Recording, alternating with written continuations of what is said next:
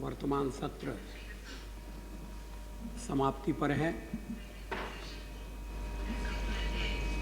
यदि पूरे सत्र पर नजर डालकर देखें तो जहां तक कानूनों का सवाल है, इस सत्र में हमने काफ़ी कानून बनाए हैं। विधायी कार्य में शायद पहली बार इतना योगदान मिला है।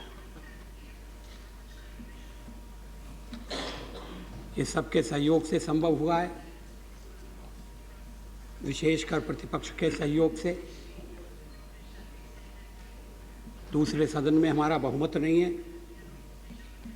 कुछ महत्वपूर्ण विधेयक जो पारित हुए हैं वो प्रतिपक्ष के सहयोग से हुए हैं। इसके लिए सरकार आभारी है। सचमुच में जब हम प्रतिपक्ष में थे तो इसी तरह का रचनात्मक रवैया अपनाते रहते थे।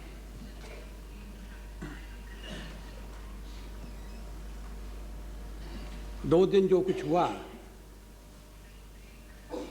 अगर वो टाला जा सकता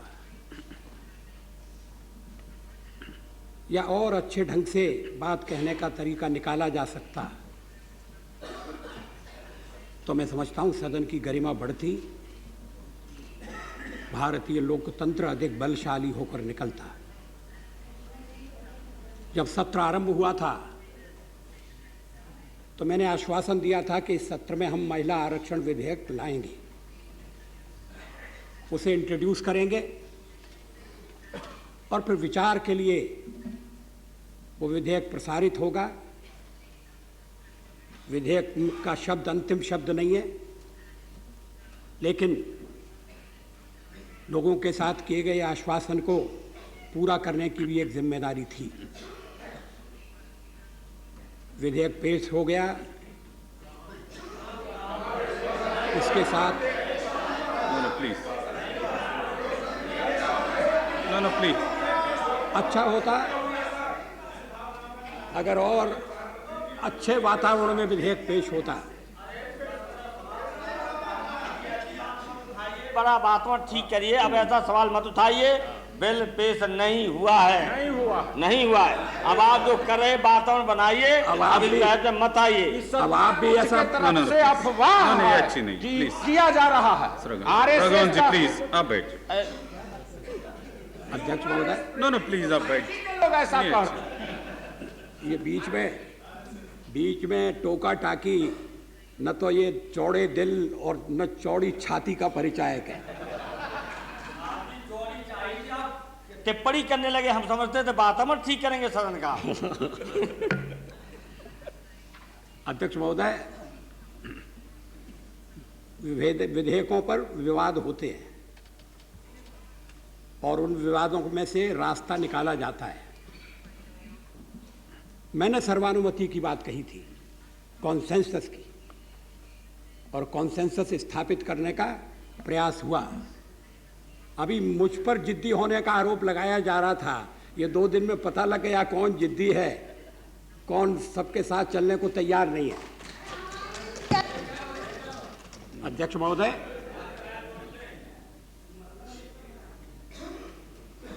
इस सिद्धांत का कोई विरोधी नहीं है कि महिलाओं के लिए आरक्षण होना चाहिए।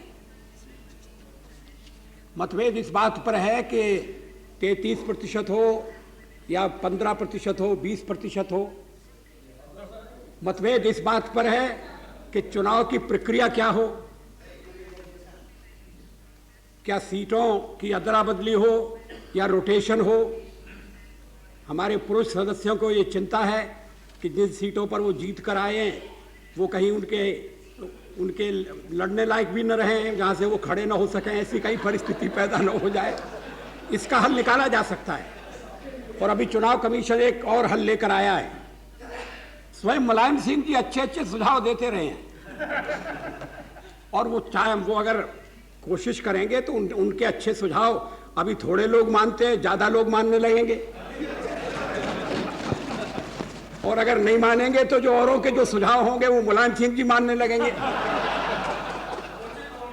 कोई ना कोई रास्ता तो निकालना पड़ेगा और सब मिलकर ही रास्ता निकाल सकते हैं। ये संसार का सबसे बड़ा लोकतंत्र है। अध्यक्ष महोदय, 40 साल से मैं यहाँ हूँ। जो 2 दिन की घटनाएं हुई, ऐसी घटनाएं न तो पहले हुई थी न आगे कभी होना चाहिए। धक्कम धुक्की की नौबत आ जाए, क्या बाहर जाकर हम अपना मुंह दिखाएंगे? बड़े दुख की बात है।